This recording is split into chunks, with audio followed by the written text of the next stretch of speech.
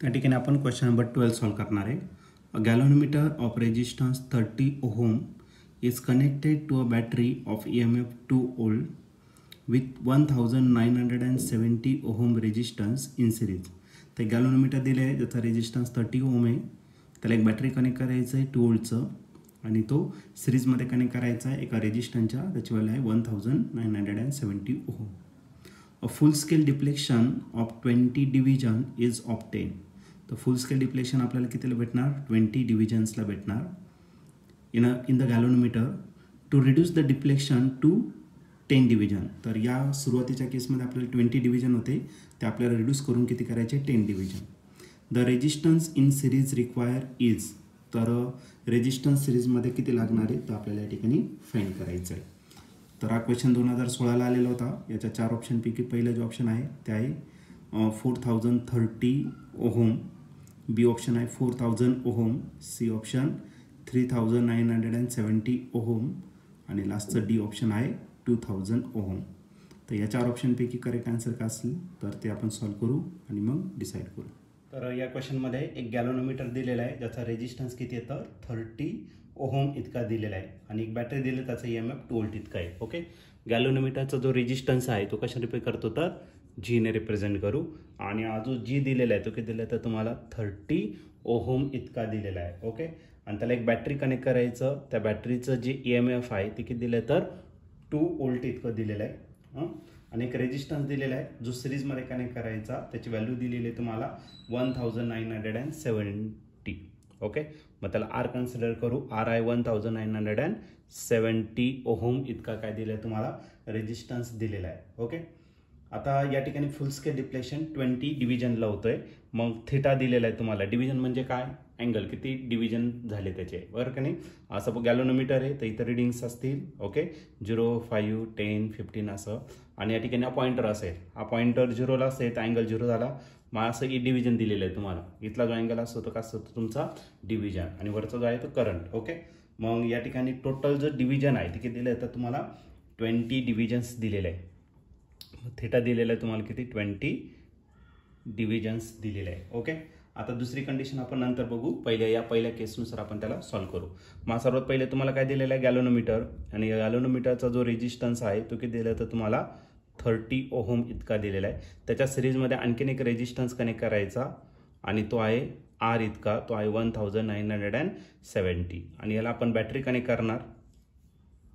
त्याचं जे EMF आहे पॉझिटिव्ह टर्मिनल आणि निगेटिव्ह त्याचं जे EMF आहे ते किती असणार तर 2 वोल्ट इतका असणार. आता याच्यात तुम्ही काय करू शकता तर किर्चॉफ्स लॉ या ठिकाणी अप्लाय करू शकतात. ओके, मग या ठिकाणी according to direction of current इथं प्लस साईन घेऊ, या ठिकाणी मायनस. इकडे करंट चाललंय मग इथं प्लस साईन, या ठिकाणी काय घेतला मायनस साईन.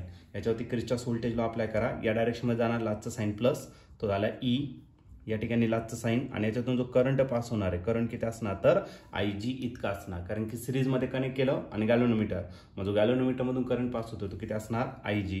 मग तो झाला मायनस IG आणि जो रेजिस्टन्स आहे तो किती घेतला G. पुढे जर गेला तर लास्टचं साईन पुन्हा मायनस. करंट किती आहे IG आणि रेजिस्टन्स किती आहे तर R इतका. आता सर्किट कंप्लीट झालं इज इक्वल टू काय आला 0. आता हे दोन्ही टर्म मायनस आहे. राईट साईडला काय करू आपण त्याला प्लस. मग E इज इक्वल टू काय भेटला IG इंटू G. आपण मायनस येतो पण प्लस झाला IG इंटू काय झाला R.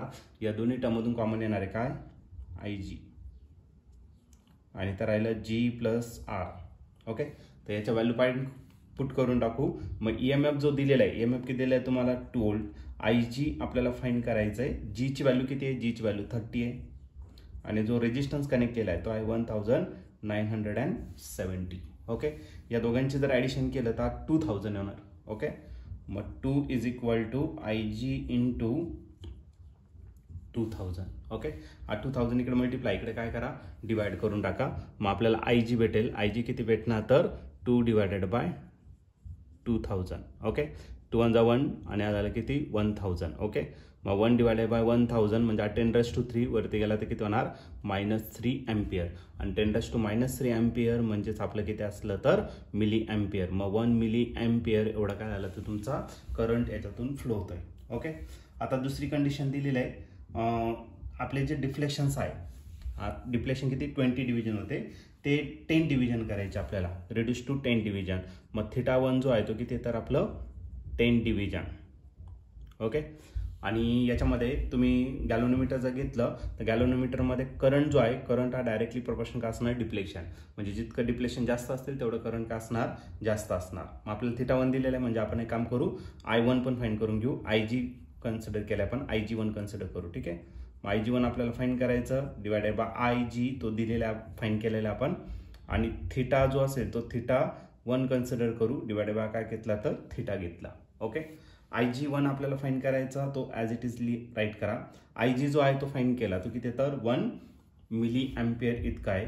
θ1 जो आहे तो किती डिव्हिजन झाले, 10 डिव्हिजन. आणि θ2 जो आहे तो किती तर 20 डिव्हिजन. ओके. तर 0 काय आला, कॅन्सल. 1 इकडे डिवायडेड, इकडे काय करा, मल्टिप्लाय करा. मग आपला जो IG1 भेटणार आहे तो किती भेटेल तर 1/2 × 1, म्हणजेच IG1 भेटला तुम्हाला किती, 0.5 मिली अँपिअर. ओके. इतकं दिलेलं आहे तुम्हाला. तर त्या ठिकाणी सिरीजमध्ये किती रेजिस्टन्सची गरज असणार आहे ते आपल्याला या ठिकाणी फाइंड करायचं. पुन्हा ही सर्किट घेऊ आपण. ओके. तर या ठिकाणी सेल तोच ठेवायचा आहे, प्लस टर्मिनल आणि मायनस. किती सेलचं EMF किती आहे तर 2 व्होल्ट इतकं आहे. ओके. त्यानंतर आपण त्याला गॅल्व्हनोमीटर कनेक्ट केला, ज्याचा रेजिस्टन्स किती आहे तर 30 ओहम. तो काही चेंज करता येणार नाही. आणि त्याच्या सिरीजमध्ये आणखीन एक रेजिस्टन्स कनेक्ट करायचा. सपोज त्याला आपण काय घेतलं, R1 घेतलं. तर R1 किती असणार ते आपल्याला फाइंड करायचं आहे. मग याच्यातून करंट जो पास होणार आहे तो किती असणार, IG1. ओके.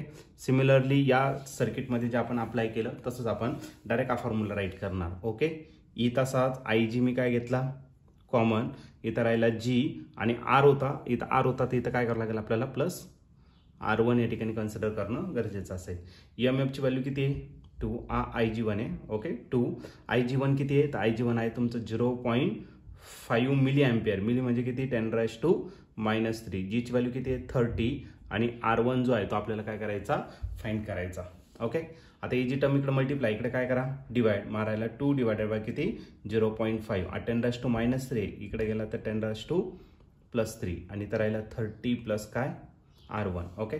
10⁻³ म्हणजे 1000, माझा झालं 2000.